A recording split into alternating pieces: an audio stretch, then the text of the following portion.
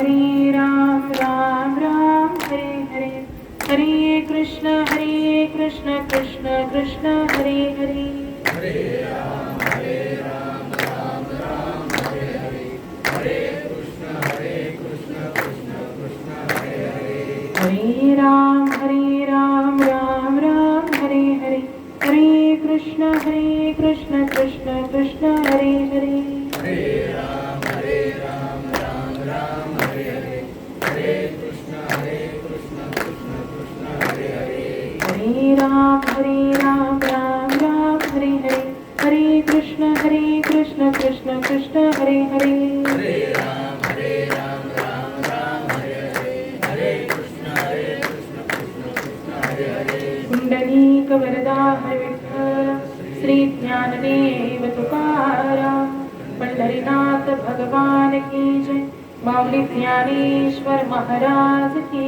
जय, जगद्गुरु तुकाराम महाराज की जय, सर्व संतन की जय. अंतकालीच मामे स्मरणमुक्त वाकलेवरम यप्रयती समद्भावम याती नास्त्यंत्र संशय. वक्रतुंड महाकाय सूर्यकोटी समप्रभा निर्विघ्नं कुरु मे देव, सर्वकार्येषु सर्वदा. गुरुर्ब्रह्मा गुरुर्विष्णु गुरुर्देवो महेश्वरा, गुरुर्साक्षात् परब्रह्मा, तस्मै श्री गुरवे नमः. ज्ञानीशं ज्ञानमूर्तिं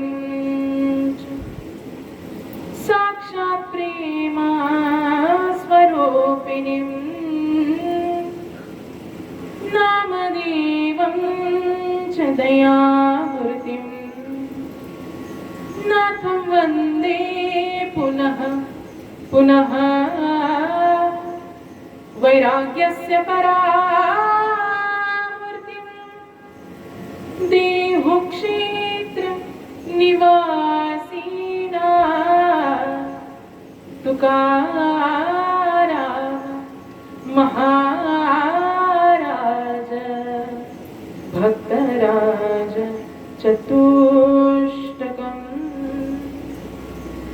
अंतकालीच मामे स्मरणमुक्त वाकलेवर यप्रयाती समद्भावम याती नास्त्यंत्र संशय.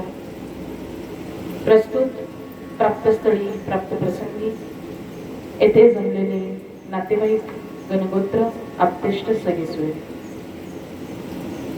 किम निमित्त जमलेलो आहोत सर्वांना ज्ञात आहे.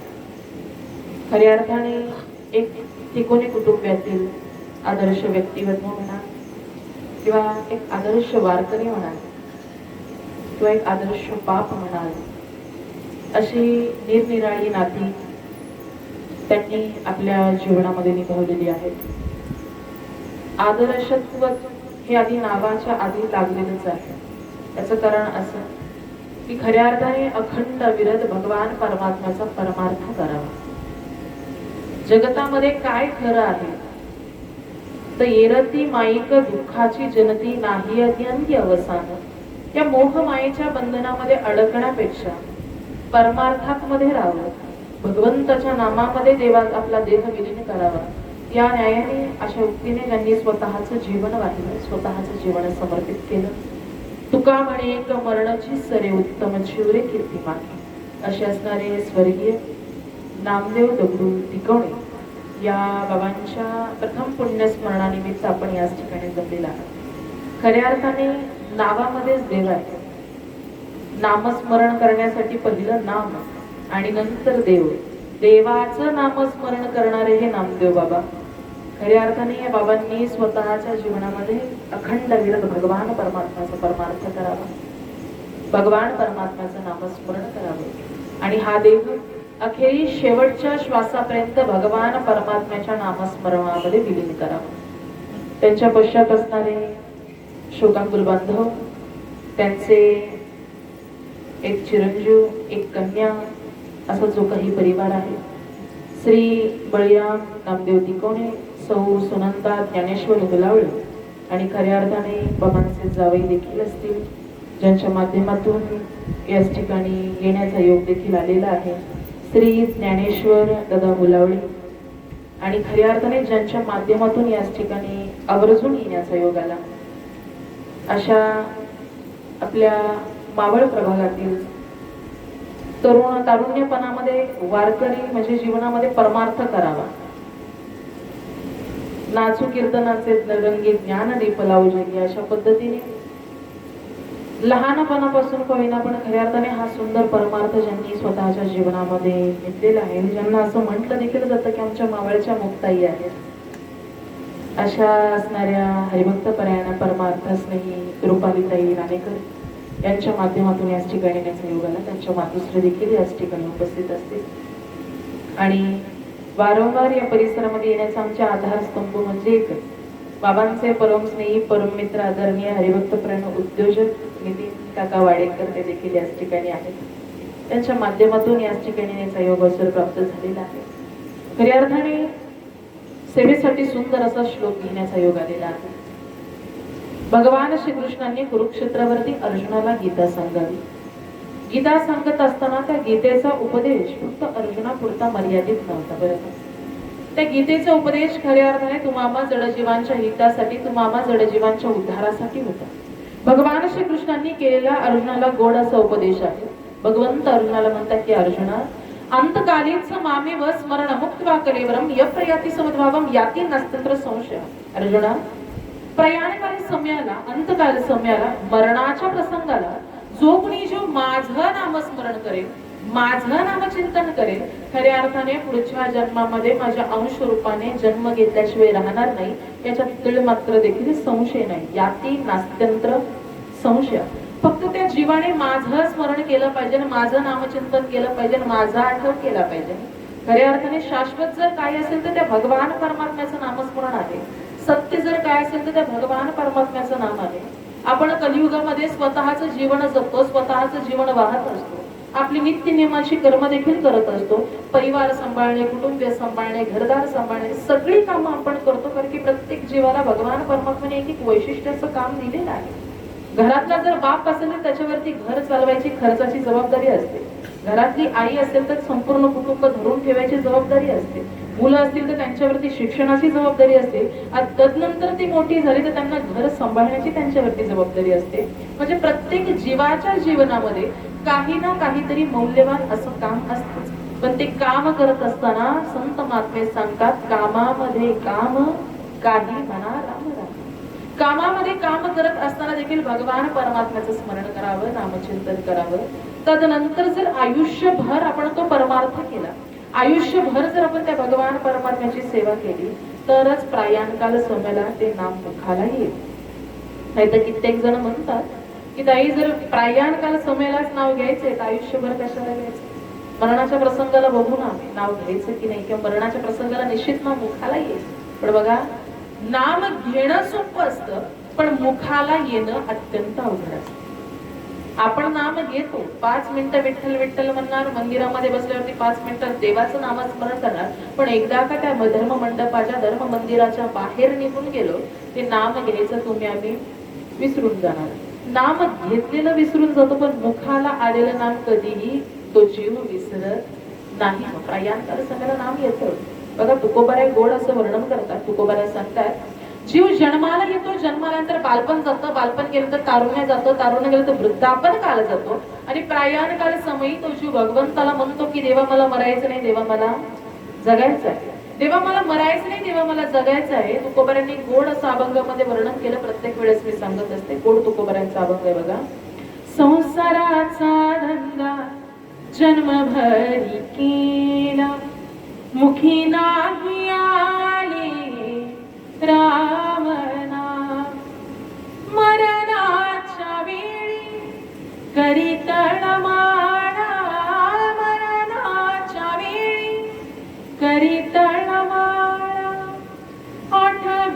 गोपाळ वैकुंठीचा, आठवी गोपाळ वैकुंठीचा. मरणाच्या वेळेस तो जो तळमळ करतो की देवा मला मरायचं नाही, देवा मला जगायचं, देवा मला मरायचं नाही, देवा मला जगायचं. भगवान परमात्म्याने ते हे जीवन दिलं, हे आयुष्य दिलं. माऊली ज्ञानोबाराय सांगतात, देहाची या गावा आलिया, जन्म मृत्यूच्या सोहळ्या, ना म्हणे धनंजयाच्या पर्यंत. ज्या जीवाने हा देह धारण करावा तो जन्म मृत्यूच्या फेऱ्यामध्ये अडकला जातो. त्याला नाही असं म्हणता येत नाही, कारण निसर्गाचा नियमच आहे.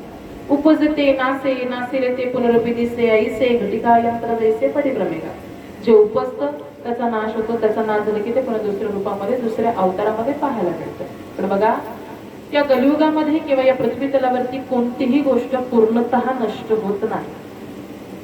ती कशा पद्धतीने, तर माता माऊली आपल्या स्वयंपाक घरामधलंच उदाहरण देते मी तुम्हाला. आपण जर दूध, एखादं दूध पातेलं भर दूध ठेवलेलं असेल, ते दूध यदा कदाचित नासून गेलं तर ते नासलेलं दूध आपण ओतून देतो का? त्या नासलेल्या दुधापासून नवीन काहीतरी पदार्थ आम्ही बनवत असतो. गोडाचा पदार्थ असेल किंवा काही असेल, पण कित्येक पदार्थ त्या दुधापासून बनले जातात, म्हणजे त्याचा वापर होतो तिथे.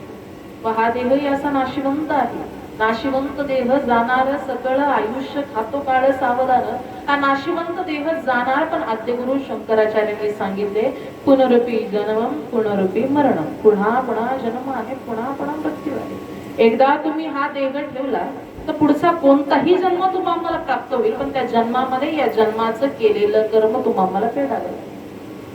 असाच प्रश्न नारद महर्षींनी ज्या वेळेस ब्रह्मदेवाला विचारला, भगवंताला प्रश्न केला की भगवंता, भगवंताचं नामस्मरण करण्याचा काय फायदा, संत संगतीचा काय फायदा? आयुष्यभर संत संगत प्रत्येक जण सांगतात की काय करावं, न लगे मुक्ती धन संपदा संत संग तेही सदा. आम्हाला संतांची संगत पाहिजे, या जीवाचा उद्धार तेव्हा होणार. म्हणजे उद्धार नक्की कसा उद्धार होणार?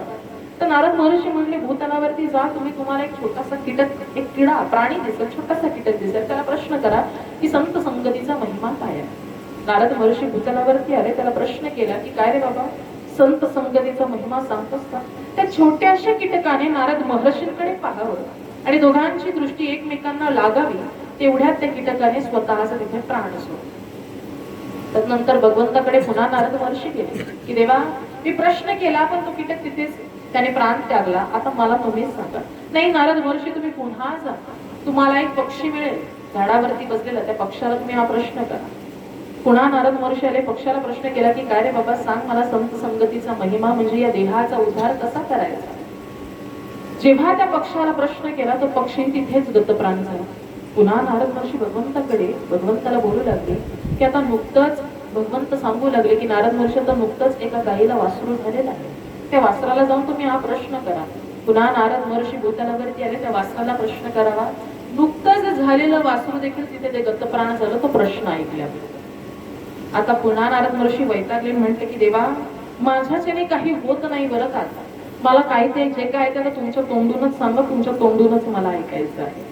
पण तेव्हा भगवंताने सांगावं की नारद महर्षी, आता नुकताच बऱ्याच वर्षानंतर एका राजाला पुत्र झालेला आहे, तुम्ही त्याला प्रश्न करा. नारद महर्षीचं धाडस होईना. नारद महर्षी म्हणले, देवा, आतापर्यंत ज्यांना ज्यांना मी हा प्रश्न केला त्यांच्या पाठीमागे पुढे कुणीही नव्हतं, तो तर राजा आहे. तुम्ही म्हणताय त्याला बऱ्याच वर्षानंतर संतती प्राप्त झालेली आहे, संततीचा लाभ मिळालेला आहे, आणि हाच जर प्रश्न मी त्या बाळाला विचारला, त्याचं काही झालं तर राजा मला सुळाला अटकल्याशिवाय राहणार आहे. भगवंतावरती विश्वास केला नारद महर्षींनी पुन्हा भूतलावरती आले. संत येती घरात तोची दिवाळी दसरा. राजांनी यथोगत त्यांचं स्वागतही केलं, आदरातिथ्य केलं, आणि आदरातिथ्य केल्यानंतर क्षण कक्षामध्ये पाठवलं. राजा नारद महर्षी बोलू लागले, मला तुमच्या नुकत्याच झालेल्या बाळाला भेटायचं. प्रश्न केला की बाळा, सांग संत संगतीचा महिमा काय आहे? त्यावेळेस बाळाने प्रत्युत्तर दिलं की नारद महर्षी, खऱ्या अर्थाने संत संगतीचा महिमा म्हणजे या जडजीवाचा उद्धार होण्याचं कारण आहे. त्याचं कारण असं होतं, मरणाचा प्रसंग होता. मरणाच्या प्रसंगाच्या वेळेस तुम्ही सर्वात प्रथम, तुमची माझी पहिली भेट झाली त्यास मी कीटक या योनीमध्ये होतो, तुमची माझी दुसरी भेट झाली त्यास मी पक्षी या योनीमध्ये होतो, तुमची माझी तिसरी भेट झाली त्यास मी पशु या योनीमध्ये होतो, आणि तुमची माझी ही शेवटची भेट झाली ती मनुष्य योनी मला प्राप्त झाली. हा संत संगतीचा महिमा आहे की प्रत्येक जीवातून, प्रत्येक जीवनातून, प्रत्येक योनीतून मनुष्य बिनधास्त मुक्त होतो, पुढच्या जन्मासाठी तो तत्पर होतो. हा संत संगतीचा महिमा आहे. कारण की जीवनामध्ये मनुष्य किती जगला याला फार महत्व नाही, तो कसा जगला याला फार महत्व आहे. या न्यायाने संत संगतीचा लाभ असा आहे की आमच्या जीवनामध्ये मुखामध्ये भगवंताचं नामस्मरण यावं आणि आम्हाला संगतीचा लाभ मिळावा, तो संतांच्याच संगतीचा मिळावा. इथपर्यंत नाही हो, वर्णाची कथा खऱ्या अर्थाने आपण सर्व भागवत देखील ऐकत असतो. भागवतामध्ये गोड वर्णन केलेलं आहे. आत्मदेव असेल, धुंदुकारी असेल, धुंदुली असेल, यांची गोड कथा आहे, गोकर्ण आहे. खऱ्या अर्थाने आत्मदेवाला पुत्रप्राप्ती होत नाही म्हणून इतका चिंतेत असतो, पण पुत्र देखील होतो. ही कथा सर्वांना ज्ञात आहे, कारण की भागवतामध्ये वर्णन केले तो भगवान परमात्मा कसं आहे बघा. सच्चिदानंद रूपाय विश्वोत्पत्त्यादि हेतवे तापत्रय विनाशाय श्री कृष्णाय वयम नमः. सर्व कथा तुम्हाला त्याच आहे, पण त्याच धुंदकारीसाठी गोकर्णने भागवताचं अनुष्ठान मांडावं, भागवत कथेचं भागवत ज्ञान यज्ञ सोहळा मांडावा. ज्या बांबूच्या देठापाशी गोकर्णाचा आत्मा होता, 7 दिवस गेले, एक गाठ सुटत गेली, पण अखेरीस भगवंताने येऊन त्या धुंदकारीला घेऊन जावं. तात्पर्य असं, जीवनभर धुंदकारीने पाप कर्म केलं, पाप कृत्य केलं, आईला मारलं, वडिलांना मारलं, सोनं नाणं चोरी करणार, खोटं बोलणार, लबाड्या करणार, जीवनभर पाप केलं, मग त्याचं मरण इतकं सुपर झालं कसं? त्याचं कारण असं होतं, त्याचं ज्या वेळेस आत्मा भटकत होता त्यावेळेस आत्मा भटकत असताना गोकर्ण हे भगवंताचा एक अंश असणारा पुत्र 7 दिवस भागवताचं अनुष्ठान मांडावं, 7 दिवस अन्न पाणी नाही, एकाग्र चित्ताने फक्त भगवंताचं नामस्मरण दिवस रात्र श्रवण करावं, पण खऱ्या अर्थाने अखेरीस त्याला मुक्ती प्राप्त झाली. बघा, मनुष्य गेल्यावरती देखील सहज मुक्ती होते, कारण की भगवंताचं नामस्मरण करतो. मग हयात असताना देखील देवाचं नामस्मरण तितकं महत्वाचं आहे. मी सांगत नाही, भगवान श्रीकृष्ण स्वतःहून सांगतात, अंतकालीच मामेव स्मरण मुक्त्वा कलेवरम यप्रियाती समद्भावम याती नास्त्यंत्र संशय. प्रयाण काल समेला त्या जीवाने भगवान परमात्म्याचं स्मरण केलं पाहिजे, हे भगवंत स्वतःहून सांगतात. कारण की कलियुगामध्ये कसे पहा, कलियुगामध्ये आपण एखादी गोष्ट घ्यायची असेल तर त्याला पैशाचं मोल मोजावं लागतं. आधी पैसे द्यावे लागतात, तर नंतर कोणतीही गोष्ट तुमच्या आमच्या जीवनामध्ये येणार, कोणतीही गोष्ट तुमच्या आमच्या जवळ येणार. पण पैशाशिवाय काही आता भेटत नाही. कुठे ज्ञान घ्यायचं झालं तरी आमची फी एवढी आहे, आम्ही तर शिकवणार. असाच पैशाचा असं मोल आहे.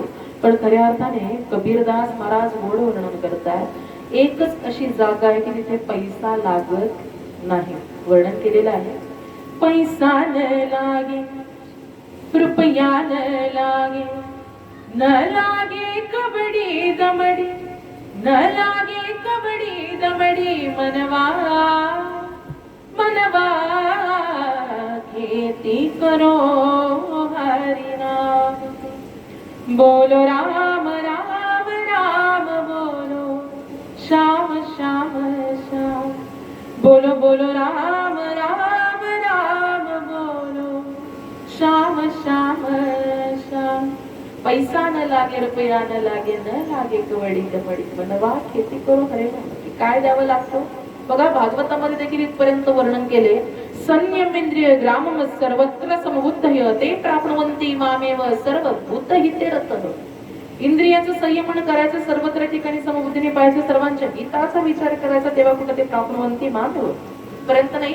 भगवंताने हा देह दिला त्याचं कारण एक होतं, घेई घेई माझे वाचे गोड नाम विठोबाचे. तुम्ही घ्या रे डोळे सुख पहा विठोबाचे मुख, तुम्ही ऐका रे कान माझ्या विठोबाचे गुण, मनात येते धाव घेई राहे विठोबाच्या पायी, तुका म्हणे देहा नको सोडूया केशव. मुखाने जर काही घ्यायचं असेल तर बोलण्याची नाही देवाविन काही, संतांची वाचा आहे. डोळ्याने जर काही पाहायचं असेल तर सुंदर ते ध्यान उभे विटेवरी करगटेवरी ठेवून द्या. कानाने काही ऐकायचं असेल तर विठ्ठल माझा विठ्ठलाचं सुंदर भगवान परमात्म्याचं भजन श्रवण करावं. आणि हृदयामध्ये जर काही साठवून ठेवायचं असेल तर हृदयी बंदी खाना केला आत विठ्ठल कोटीला. मुळे ज्ञानोबांनी वर्णन केलं, तैसा हृदयामध्ये मी राम. आणि या देहाकडूनच जर काय करायचं असेल तर नामदेव महाराजांची निर्वाणीची प्रार्थना आहे, देह जावत्वा राव पांडुरंगी दृढ भाव चरणना सोडी सर्वथा आणुजी फक्त घेणार. देवा हा देह जाईल नाही तर राहील, पण या देहाकडनं सदैव तुझी सेवा घडणार आहे. या देहाकडून सदैव तुझं भक्तीचं, ज्ञान मार्गाचं, अध्यात्माचं कार्य घडणार आहे. आज आपण प्रथम पुण्यस्मरणानिमित्त जमलेलो आहोत. शास्त्रामध्ये सांगितलंय प्रथम पुण्यस्मरण का करावं. पुण्यस्मरण या शब्दाचा अर्थ फार गोड आहे. पुन्हा पुन्हा पुन्हा पुन्हा त्या व्यक्तीची आठवण काढणे तयानामी पुण्यस्मरण. पुण्यस्मरणानिमित्त आपण सर्वजण याच ठिकाणी जमलेला आहात. माझ्याकडे बाबांची माहिती मिळाल्याप्रमाणे अखंड अविरत भगवान परमात्म्याचं भजन करावं, पूजन करावं, चिंतन करावं. नित्य नियमाने 12 अभंगांचा पाठ करावा, ज्ञानेश्वरीमधील ओव्यांचा पाठ करावा.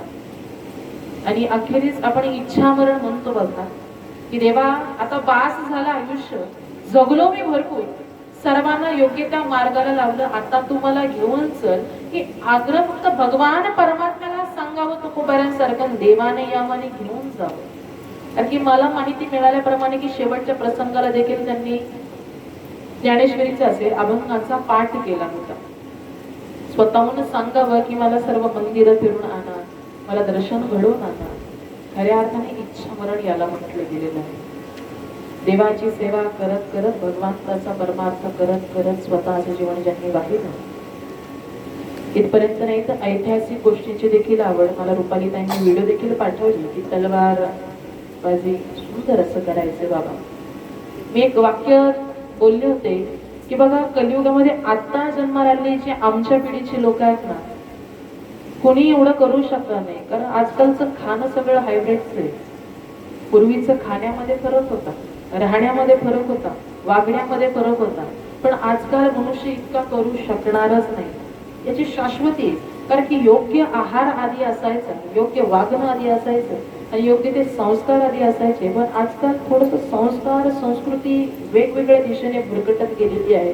पण अशी जुनी जाणती क्वचितच लोक तुम्हाला पाहायला मिळतात.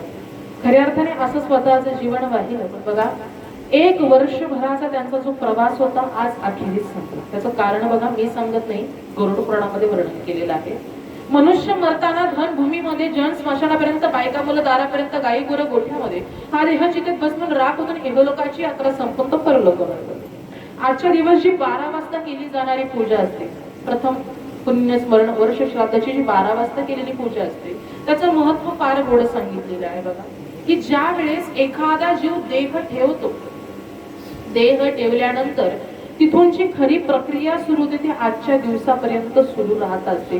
आणि आजच्या दिवशी खऱ्या अर्थाने स्वर्गामध्ये निकाल लागला जातो. त्याचं वर्णन गरुड पुराणामध्ये 16व्या स्कंदामध्ये केलेलं आहे बघा. की मनुष्य गेल्यावरती त्याच्यावरती कित्येक विधी केले जातात व दशक्रिया विधी येतो बघा. विस्तृत थोडक्यात मी सांगते तुम्हाला. कित्येक विधी केले जातात. त्याला बघा देह ठेवल्यानंतर स्नान घालण्याचा विधी असतो. स्नान घातलं जातं आणि स्नान घातल्यानंतर नंतरचा विधी येतो तो उपप्रावरण नावाचा विधी. कमरेला उपरणं बांधलं जातं.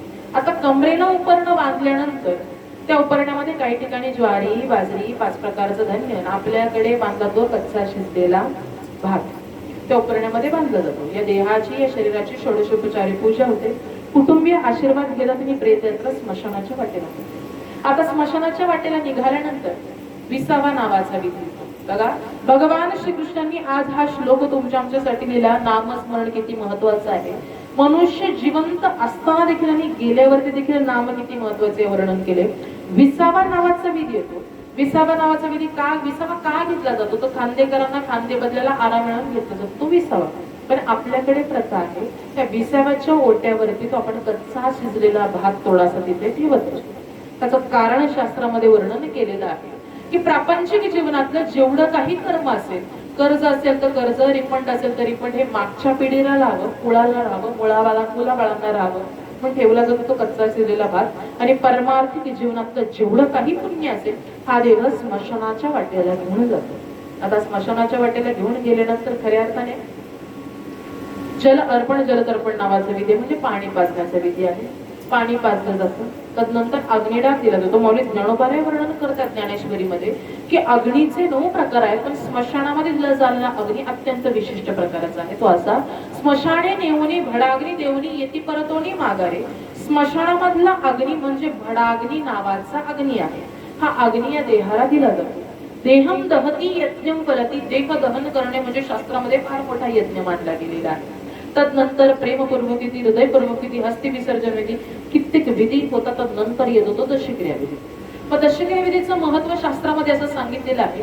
दशक्रिया विधीला 3 पिंड केले जातात. मधला पिंड त्याला लिंगपिंड असं म्हटलं जातं. लिंगपिंडासोबत हा जीवखडा समर्पित केला जातो. 10 दिवस जीवखडा आपण घराच्या अवतीभोवती ठेवत असतो. त्या शरीरातील 17 तत्व त्या जीवखड्यामध्ये असतात. 10 दिवस तो आत्मा घराच्या अवतीभोवती असतो. तो जीवखडा लिंगपिंडासोबत समर्पित केला जातो आणि खऱ्या अर्थाने 10वा दशक्रिया विधीच्या दिवसापासून या आत्म्याचा स्वर्गाला जाण्याचा प्रवास सुरू होतो. मग प्रवास काही सोपा असतो का?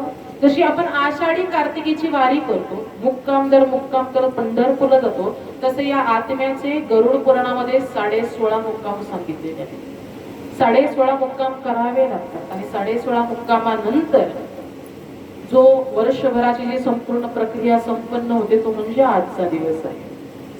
मग वैतरणी नदी असेल, त्या नदीला पार करावं लागतं. चित्रगुप्त नावाचा भगवान परमात्म्याचा वकील आहे.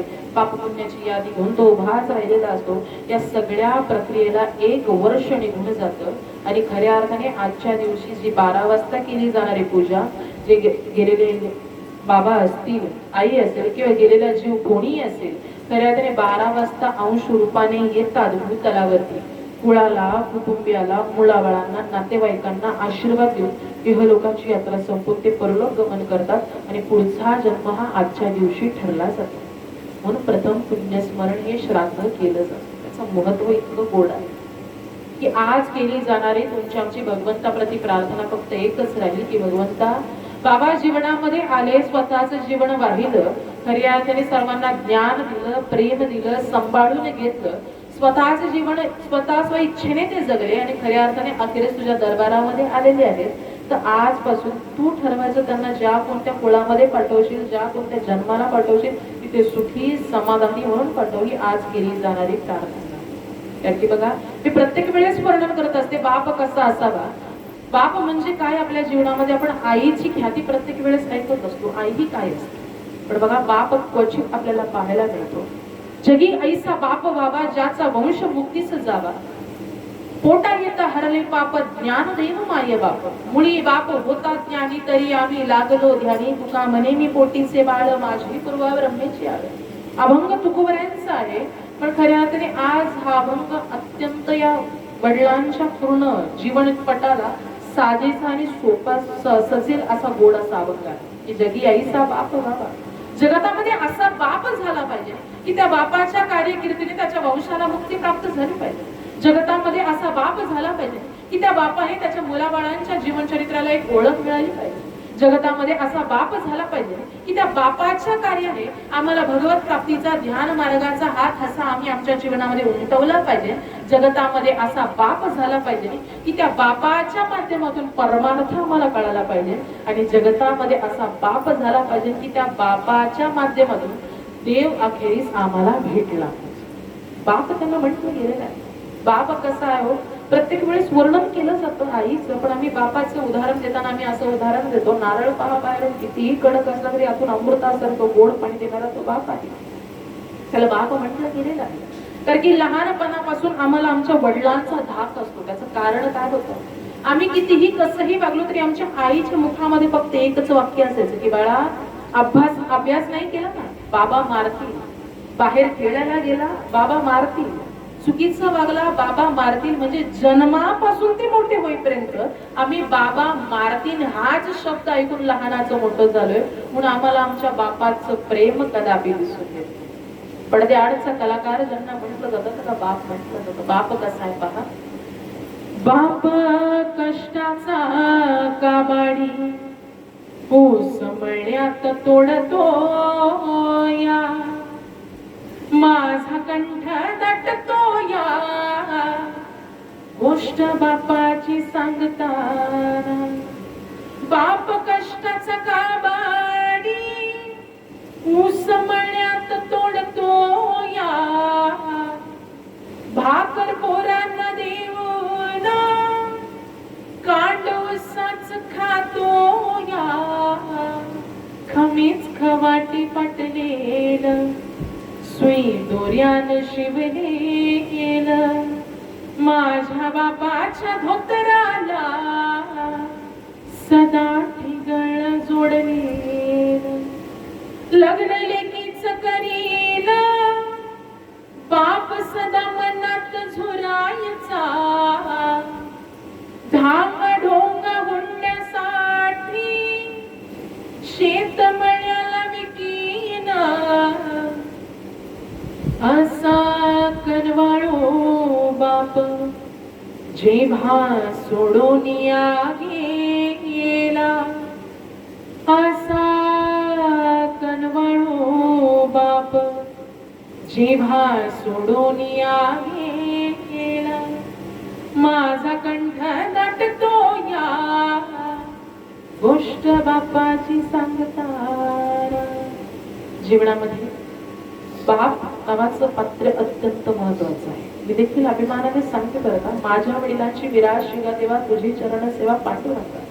प्रत्येक कुळामध्ये, प्रत्येक कुटुंबामध्ये जो कोणी पुत्र असेल, जी कोणी कन्या असेल, तिचं जीवनपट जसं असेल, तिचं राहणं जसं असेल, त्याच्यावरून बापाच्या संस्काराची ओळख पटवून देते की आमच्या बापाने आम्हाला असे संस्कार दिले, आमच्या बापाने आम्हाला असं शिकवलं, आमच्या बापाने आम्हाला असा परमार्थ घडवण्यासाठी आम्हाला त्या कामी लावलेल्या आहे. की इथपर्यंत नाही की आम्ही फक्त एकच काम करून तेच काम तुम्ही करा, पण नाना प्रकारची नाती ही या बापाने तुम्हाला आम्हाला सांगितली. जीवनाचा आधार वड म्हणजे तो बाप आहे.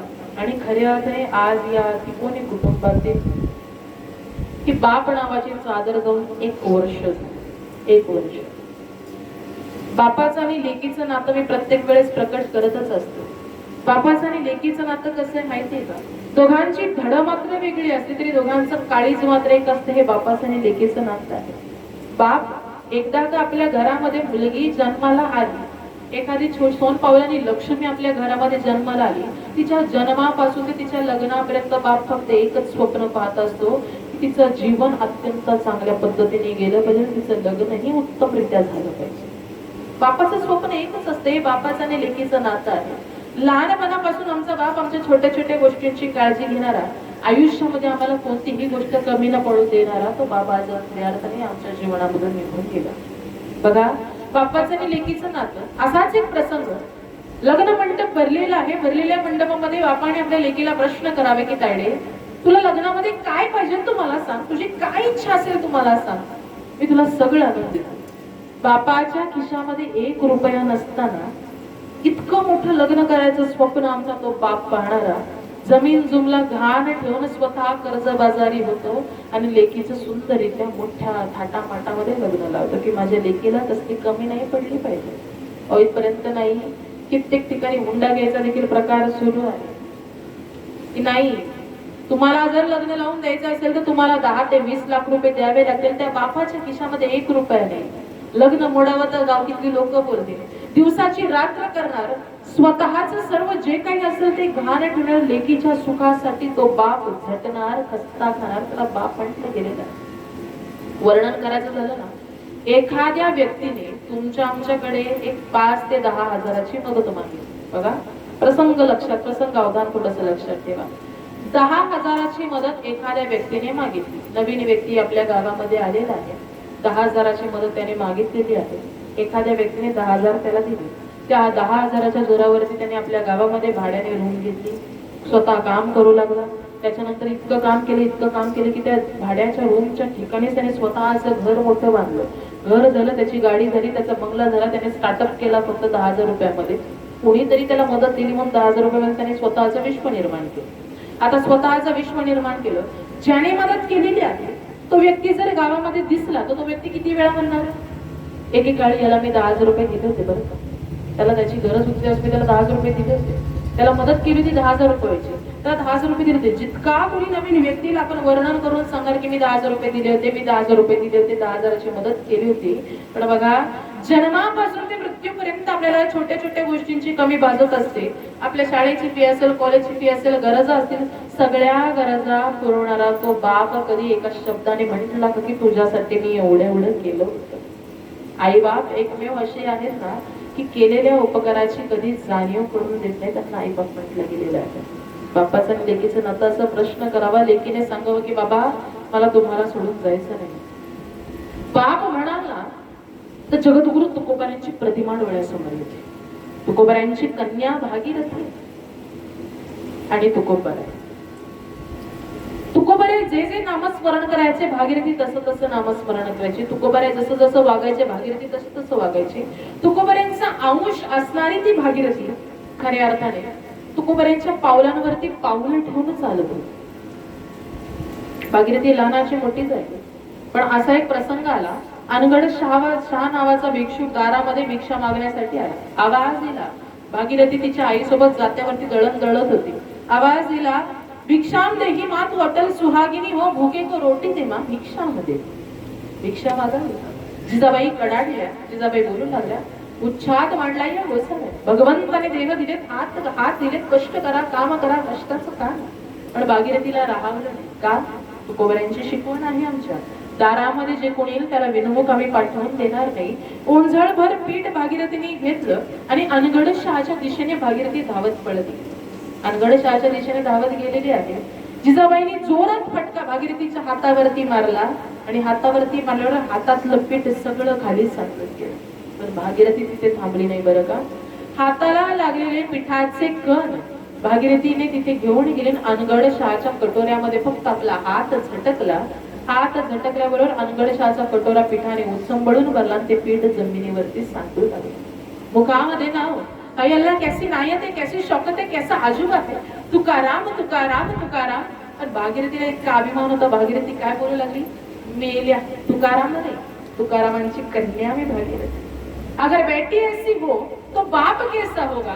आमच्या बापाच्या कार्यकिर्दीने आम्हाला जगाची ओळख पडली. जगी आईचा बाप व्हावा, ज्याचा वंश मुक्तीचा जावा. पोटा येता हरले पाप, ज्ञान देव माये बाबा. तीच भागीरथी लहानाची मोठी होत गेली हो. पण बापाचं आणि लेकीचं नातं ऐकवत असं तो बाप कसा आहे हो. बाप स्वाभिमानी बाना, बाप कनखर कडा. त्याच्या काळाचात सोधा, लाजाळूची संवेदना. त्याची पहाडाची छाती, त्याचे हृदय गुलाब. त्याच्या घामाच्या थेंबात हिऱ्या मोत्याचा रुबाब. बाप तलवार ढाल, बाप पेटती मशाल. बाप जागतो म्हणून घर झोपते खुशाल. बाप सर्वस्व करत असतो. घर निवांत खऱ्या अर्थाने कार्यरत असतं. या बापाचं काम, या बापाची कार्यकिर्दी खऱ्या अर्थाने आम्हाला बाप असताना दिसून येत नाही. असाच हे भागीरथीचे वडील म्हणजे जगद्गुरु तुकोबाराय. भागीरथी स्वाभिमान सांगते, बघा आपला बापाचा विषय चाललेला आहे. फक्त आपल्याला आता बाप ऐकून घ्यायचं की तो बाप कसा असतो. भागीरथी काय करायची, ज्या ज्या वेळेस तुकोबाराय भजन करायचे, हरिपाठ करायचे, काकडा आरती करायचे, त्या वेळेस भागीरथी तुकोबाऱ्यांसोबत असायची. उल्या उल्या पावलांनी देवघरामध्ये जायची. देवघरामध्ये ठेवलेल्या चिपळ्या घ्यायची. तुकोबाऱ्यांना म्हणायची की बाबा तुम्ही विठ्ठल विठ्ठल म्हणा ना, तो मी ऐकते. कुंठेवरती लटकवलेला विना घ्यायची. बाबांना म्हणायची की बाबा तुम्ही कीर्तन सांगा ना, ते मी ऐकते. भागीरथीचा दिवसेंदिवस नामस्मरणामध्ये जायचा. तुकोबाऱ्याच असे होते की बोलावं विठ्ठल, पाहावा विठ्ठल, जगावं विठ्ठल, जेवावे. भंडारी डोंगरावरती गेले तरी वृक्षवल्ली आमा सोयरे वनचरे. तुकोबारे एकटे नामस्मरण करत नव्हते बरं का. सर्व अंगत तुकोबाऱ्यांसोबत नामस्मरण करायचे. पण आला असा प्रसंग, जिजाबाई बोलू लागले आपल्या लेकीचं लग्नाचं वय झालेलं आहे, आता लेकीला स्थळ पाहायला लागेल. तुकोबाऱ्या बोलू लागले काळजी करू नको, लेकीचं जर भाग्य असेल तर नवरदेव स्वतःहून चालतील. देहू पासून काही अंतरावरती येलावडी किंवा येलवाडी नावाच्या गावामध्ये भागीरथीचं स्थळ पाहण्यात आलं. भागीरथीचं स्थळ पाहण्यात आलं. खऱ्या अर्थाने आजकालची मुलगी लग्न करून गेली की सारखी सारखी माहेरी येते. पण पूर्वी एकदा का लग्न करून गेलं तर 4 ते 5 वर्ष माहेरी येणे नाही. जवळच भागीरथी, पण भागीरथीने कधी माहेर पाहिलंच नाही. भागीरथी कधी आपल्या आईकडे आलीच नाही. लग्नाचा प्रसंग आलेला. तुकोबाई बोलू लागली की आपल्या लेकीचं लग्न इतकं जोरात लावतो, इतकं जोरात लावतो की सगळ्या भावकीने पाहिलं पाहिजे. जिजाबाई बोलू लागले की तुकोबाई आपल्या घरामध्ये खायला अन्नाचा कण नाही. आम्हा घरी धन शब्दांचीच रत्ने शब्दांचीच शस्त्र यज्ञ करू. शब्दांच्या पलीकडे आपल्या घरी काय नाही, आपण भागीरथीचं लग्न जोरात कसं करणार? पण बघा, भागीरथीच्या लग्नामध्ये विश्वाच्या मालकाने विश्वाच्या चालकाने तुझ्या सत्यने वेदांचे बोलणे सूर्याचे तने तुझ्या वेळे ऐसा तू समर्थ ब्रह्मांडाचा धनी. विश्वाच्या मालकाने भागीरथीचं कन्यादान करावं, म्हणजे इथे लक्ष्मी सहित शोभे नारायण. भागीरथीच्या लग्नामध्ये पैशाची काही कमी नव्हती. भागीरथीचं लग्न लावून दिलं. आता लग्न लावून दिलं, आलाय प्रसंग लेकीला सासरी पाठवण्याचा. भागीरथी इतकी रडती इतकी रडती इतकी रडतीये का, तर बाबा मला तुम्हाला सोडून जाण्याची इच्छा अजिबात नाहीये. तुकोबारे म्हणे, बाळ तुला जावं लागेल. तुकोबारीने आपली पगडी काढावी, भागीरथीच्या चरणापाशी ठेवायला जाणार. त्यास भागीरथी बोलू लागली की बाबा निघाले मी, चालले मी बाबा, पण या भागीरथीला एक शब्द द्या, तुमच्या लेकीला एक शब्द द्या. या भागीरथीच्या अंतःकरणामधून तुकोबाऱ्या कधीच निघून जाणार नाही, आणि या भागीरथीच्या मुखामधून तुकाराम नामस्मरण कधीच जाणार नाही, तरच मी निघाले. काय मागितलं भागीरथीने? नाव मागितलं तुकोबाऱ्याचं. ते नामच इतकं श्रेष्ठ आहे की तुकाराम तुकाराम नाम घेता कापे. भागीरथी निघालेली आहे. तुकोबाऱ्यांचं कार्य संपन्न झालं. प्रथम प्रहर प्रातः काळ बहुकाळ केला असे संभाळ, आम्ही जातो आमच्या गावा आमचा राम राम ठावा. आमचं महत्वपूर्ण कार्य झालं, तर आम्ही निघालो. प्रत्येकाला विचारलं, तुम्ही येताय का माझ्यासोबत, तुम्ही येताय का माझ्यासोबत? तुकोबाऱ्या वैकुंठ गमनाला चाललेलं आहे. कुणी शेतीचं सांगावं, वाडीचं जमिनीचं कामच सांगावं, कुणीही गेलं नाही. पण बघा, अधिकार संपन्न जगद्गुरु तुकोबाऱ्या गरुडाने यावं, गरुडाला सांगावं, गरुडाचे पायी ठेवी वेळो वेळावेळी वेगी आणावा तो हरी गरुडा. त्या भगवान परमात्म्याचं नामस्मरण केलं ना, त्या देवालाच बोलवा. पिवळा पितांबर कैसा गगनी झळकला न गरुडावर बैसोनी माझा कैवा आला. विश्वाच्या मालकाने विश्वाच्या चालकाने तुकोबाऱ्यांना घेण्यासाठी यावं. ही बातमी भागीरथी पर्यंत पोहोचली जाणार. खऱ्या अर्थाने भागीरथीच्या गावामध्ये तुकोबाऱ्यांच्या शिष्या माळीन मावशी म्हणून भाजी विकायला जायच्या. कित्येक महिने माळीन मावशी आल्या नाही, भागीरथी चिंतेमध्ये होती. आणि बऱ्याच महिन्यानंतर माळीन मावशी आल्या, पण भागीरथीला पाहिलं तर तुकोबाऱ्यांची आठवण व्हायची. या लेकीला पाहिलं तर बापाची आठवण होते, पण माळीन मावशी हुंदके देऊन रडून लागल्या. त्याच भागीरथीने प्रश्न केला की माळीन मावशी काय झाले, काही घरी अडचण आहे का? नवरा त्रास देतोय का, सासू त्रास देते का, संसारामध्ये काही अडचण आहे का? माझ्या बाबांना सांगा ना. बाबा गावामध्येच आहे. ज्या वेळेस भागीरथी बाबा बाबा करायची, त्या वेळेस माळीन मावशी आधी हुंदके देऊन रडायची. का? या लेकीला माहितीच नाही की तिच्या वडिलांनी आपला देह खऱ्या अर्थाने वैकुंठाला नेलेला आहे. इतक्या आधी गुंतके देऊन माळीन मावशी रडू लागल्या. प्रश्न केला की माळीन मावशी, मी ज्या वेळेस बाबा बाबा बोलतेय त्या वेळेस तुम्ही अधिक रडताय, काय झाले माझ्या बाबांना? बाबा बरे आहेत ना माझे? त्यावेळेस माळीन मावशीने सांगावं की मन घट्ट करून ऐक पोरी, तुझे बाबा म्हणजे जगद्गुरु तुकोबार आहे, आता या जगतामध्ये राहिलेले आहे. माळीन मावशीला जोरात ढकलावून भागीरथीने बोलावा की माळीन मावशी, तुमच्या जिभेला काही हाड आहे का नाही? कोणाबद्दल बोलताय? माझ्या बाबांबद्दल बोलताय? कोणाबद्दल बोलताय? जगद्गुरु तुकोबारांबद्दल बोलताय? कोणाबद्दल बोलताय? स्वतःच्या गुरूंबद्दल बोलताय? माझे बाबा कुठे जाणारच नाही, आणि जर जायचंच असेल तर मला न सांगता कुठे जाणार नाही, इतका विश्वास मला माझ्या बाबांवर. पण न राहून भागीरथीला मान्य करावं लागलं. भागीरथीने अनुष्ठान मानलं, स्वतःला खोलीमध्ये कोंडून घेतलं, अन्न पाण्याचा त्याग केला, आणि तुकाराम तुकाराम तुकाराम तुकाराम नामस्मरण करू लागले. बघा, तुकोबाऱ्यांनी सांगितलेलं आहे, जगी ऐसा बाप बाबा ज्याचा वंश मुक्ती सजावा, पोटा येता हरले पाप ज्ञान देव मायेबा. मुळी बाप होता ज्ञानी आम्ही लागलो ज्ञानी, तुका म्हणे मी पोटीचे बाळ माझी पूर्वा ब्रह्मेचाळ. ब्रह्मेचाळ भागीरथीची तिथे गेलेले तुकोबारे परत आले पाहिजे. भगवान परमात्म्याची परवानगी घ्यावी की देवा, जर मी आता गेलो नाही ना रे माझ्या लेकीला भेटायला, तर माझी लेक देह ठेवेल, तिने अन्न पाण्याचा त्याग केलाय, फक्त मला एकदा माझ्या लेकीला भेटू दे. पंचम वेद निर्माते जगद्गुरु तुकोबार आहे, वैकुंठ गमनाला गेलेले तुकोबार आहे, पुन्हा लेकीच्या भेटीसाठी भूतलावरती आले. दरवाजा वाजवला. भागीरथी दार उघड, तुझे बाबा आलेले आहे. तुकोबाऱ्यांचा आवाज ऐकावा. भागीरथीने दार उघडावं. अंगामध्ये त्राण राहिलेले नाही, पण तुकोबाऱ्या फक्त भागीरथीला दिसतात. अख्ख्या गावामध्ये भागीरथी सांगते माझे बाबा आलेत, माझे बाबा आलेत, माझे बाबा आलेत. बाबा गेले कवन्या गावा, भागीरथी करी धावा. भागीरथी इतका धावा करायची, तुकोबाराय आले खरे. तर आता बाबा इतक्या वर्षातून त्यांना बनवण्यासाठी शेवया आहेत, शेवया करण्यासाठी दूध नाही. अधिकार संपन्न जगद्गुरु तुकोबार आहे. भागीरथीच्या भेटीसाठी आले, फक्त भागीरथी दिसत होते, अख्ख्या गावात कोणाला दिसत नव्हते. दूध नाही भेटत, कुणी दूध द्यायला म्हणून काय करावं, गेलेश्वरा ते पूजले दूध नंदीचे काढिले. नंदीला असताना फुटावे, नंदीच्या स्तनामधून दुधाची उत्पत्ती व्हावी आणि त्याच्यामधून भागीरथीने शेवया बनवाव्यात. आणि जाण्याचा प्रसंग पुन्हा सुरू झाला. तुकोबारे बोलू लागले, बाळ आता एकदा तू मला बोलवलेलं आहे, परत मला बोलवायचं नाही, मला वचन दे. त्यावेळेस भागीरथी सांगितले की बाबा मी तुम्हाला बोलवणार नाही, पण मला तुम्ही वचन द्यायचं की माझ्या अंतःकरणामधून तुम्ही कधीच निघून जाणार नाही. हे वचन बाप लेकीने दिलेलं त्यावेळेस अंतिम वचन. बाप म्हटलं की आम्हाला तुकोबाऱ्या आमच्या डोळ्यासमोर येतात. कारण की बापाचं कार्य हेच आहे की आपल्या मुलाबाळांना लहानाचं मोठं करायचं, धीर द्यायचं आणि खऱ्या धीर देत असताना आयुष्यातली योग्य ती दिशा दाखवायची. मी प्रत्येक वेळेस अभिमानाने नावच घेत असते. माझ्या मातोश्री याच ठिकाणी आलेल्या हरिभक्त वैशिले कदम. पण ज्या ज्या वेळेस ते वारकरी संप्रदायामध्ये प्रवास सुरू होतो त्या वेळेस आम्हाला आमच्या बापाची प्रतिमा डोळ्यासमोर दिसते. अयोध्येमधलं राम मंदिर आहे, त्या राम मंदिराचे कोषाध्यक्ष गुरुवर्य स्वामी गोविंद देवगिरीजी महाराज, की ज्यांनी मोदीजींचा उपवास सोडला होता. त्यांच्यासोबत माझे बाबा बाहेर देशामध्ये 15 वर्ष झालं तबल्याच्या साथीला म्हणजे कथेला बाहेर देशामध्ये फिरायचे.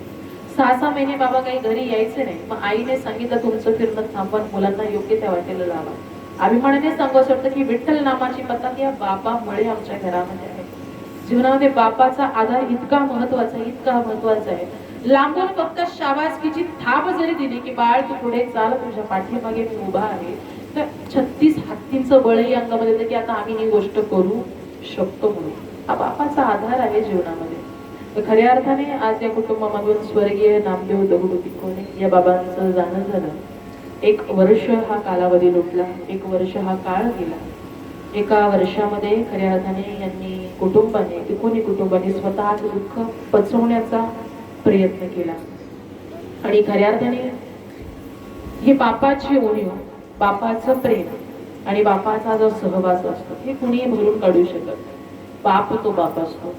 मग निश्चित आपल्या बापांची शिकवण आहे, परमार्थ करावा, परमार्थामध्ये स्वतःच जीवन विलीन करावं. कारण की बाबांच्या जीवनपटात नुसार हा संदेश यांनी यांच्या कुटुंबासाठी हाच सोडला की आम्ही बी घडलो, तुम्ही बी घडा ना, की आम्ही परमार्थ केले, आता तुम्हीही तो परमार्थ करा. कारण की त्या भगवंत शिवाय या जगतामध्ये काही नाही. हा गोड असा संदेश बाबांनी आम्हाला आपल्या जीवनामध्ये दिला. जाता जाता फक्त एक सांगेल की जीव भगवान परमात्म्याला शोधतो बरं का. कुठे शोधतो? मूर्तीमध्ये शोधतो, पाषाणामध्ये शोधतो, तीर्थक्षेत्राच्या ठिकाणी शोधतो. पण खरा देव कुठे आहे? तुझं आहे, तुझं पासी परी तू जागा. चुकला असता. खरा देव हृदयामध्ये आहे का? गीतामध्ये सुंदर वर्णन केलेलं आहे बघा. तान्ह्या बाळाच्या हासर डोळ्यात जो नाचे रंगून संतांच्या मेळ्यात जो, तुझ्या माझ्यात भेटल साऱ्यात जो, शोध नाही कुठे या पसाऱ्यात जो, रोज वृंदावनी कोणी तो घागरी, तोच नाथा घरी वाहतो कावडी, गुंतला ना कधी मंदिरी राऊळी, बाप झाला कधी झाला माऊली, भाव भोळा जिथे धावला तो तिथे, भावनाही तिथे सांग धावल का, बघू घडून दारांतरंगातला देव भावल का, बघू घडून दारांतरंगातला देव भावल का. खरा भगवंत हृदयामध्ये आहे, खरा भगवंत अंतरंगामध्ये आहे. नामस्मरण करावं मी सांगत नाही. आज या ठिकाणी घेतलेला सुंदर असा श्लोक भगवान श्रीकृष्णाने उपदेश केला. अंतकालेच मामेव स्मरण मुक्त्वा कलेवरम यप्रियाती स्मृतभावम याती नासेंद्र संशय. जन्मभर का होईना पण प्रयाणकांचे मेला ते नाम मुखाला आलं पाहिजे. घेतले नाही तर मुखाला आलेलं नामस्मरण कार्य करणार आहे. खऱ्या अर्थाने गोड असा भगवान श्रीकृष्णांचा श्लोक याच ठिकाणी सेवेसाठी घेण्याचा योग अवसर प्राप्त झाला. पुनश्च एकदा आज याच ठिकाणी स्वर्गीय नामदेव बाबा दगडू तिकोने यांच्या प्रथम पुण्यस्मरणानिमित्त जमले. मगाशीच सांगितलं मी, ज्यांनी अखंड अविस्मरण भगवान परमात्म्याचं नामस्मरण केलं, म्हणजे नावामध्ये नाम देखील आहे आणि देव देखील आहे. ज्यांनी नामस्मरण त्या भगवंताचं केलं, त्या देवाचं केलं, ते नामदेव बाबा. आज खऱ्या अर्थाने 1 वर्ष झालं तुमच्या आमच्यामधून निघून गेलेले आहेत. तर आज गेली कारण फक्त एक प्रार्थना की त्यांना इथून पुढे जे कोणता जन्म असेल, कोणती योनी असेल, ही चांगल्या पद्धतीने लाभावी, ही भगवान परमात्म्याच्या चरणी केलेली जाणारी प्रार्थना. आणि ज्यांच्या माध्यमातून याच ठिकाणी येण्याचा योग आला, खऱ्या अर्थाने आपल्या मावळ तालुक्याच्या ताई परमार्थ स्नेही हरिभक्त प्रण रूपाली ताई नाणेकर यांच्या माध्यमातून याच ठिकाणी येण्याचा योग आला. आणि आमच्या बाबांचे परमस्नेही परममित्र आदरणीय इथे कुठे कोणत्याही भागामध्ये आपल्या कारल्यापासून इथे पुढे कुठेही असेल तो वडिलांसारखाच मला पाठिंबा देणार आहे. काही कारणास्तव वडील जर सोबत नसतील तर काका माझ्यासोबत ठामपणे उभे असतात. आणि मी जरी त्यांना फोन नाही केला, फक्त स्टेटसला बॅनर टाकला, दीदी आज या प्रभागात प्रवचन आहे, मी येतोय म्हणून, आणि त्यांची एक अभिमान वाटतो की काका मला आधी म्हणायचे की मला मांडी घालून बसण्याची अजिबात सवय नव्हती. उद्योजक म्हटल्यावरती आपलं खुर्चीवरतून बसायचं काम, पण सुरुवातीपासून काकांनी जी प्रवचनामध्ये कीर्तनामध्ये जी बसायची सुरुवात केली, 2 तासाचं रेकॉर्ड मोडतात. आता ते मांडी घालून बसतात. खऱ्या अर्थाने अभिमान वाटतो की अशी मंडळी आपल्या सोबत आहे, आपल्याला पाठिंबा देतात, पाठबळ देतात. असे परमार्थ स्नेही उद्योजक नितीन काका वाडेकर ते देखील याच ठिकाणी आहेत. त्यांचे देखील आभार मानते. माझ्या मातुश्री देखील आहेत. आणि खऱ्या अर्थाने माझे शिष्य हरिभक्त प्रण गाडगे महाराज मारणे ते देखील याच ठिकाणी आहेत. आणि आमचे बंधू, आमचे आधारस्तंभ हरिभक्त प्रण योगेश दादा मारणे ते देखील याच ठिकाणी उपस्थित आहेत. सर्वांच्या चरणी शास्त्रक दंडवत घालते आणि खऱ्या अर्थाने झालेली सेवा पांडुरंग परमात्म्याच्या चरणी समर्पित करून, छत्रपती शिवाजी महाराजांच्या चरणी समर्पित करून, जिजाऊ मासाहेबांच्या चरणी समर्पित करून, माझ्या आई वडिलांच्या चरणी समर्पित करून माझ्या सेवेला मी पूर्ण विराम देते. पुंडलिक वरदा हरी विठ्ठल श्री ज्ञानदेव तुकाराम पंढरीनाथ भगवान की जय. माऊली ज्ञानेश्वर महाराज की जय. जगद्गुरु तुकाराम महाराज की जय. सर्व संतन की जय. विठ्ठल विठ्ठल विठ्ठल विठ्ठल.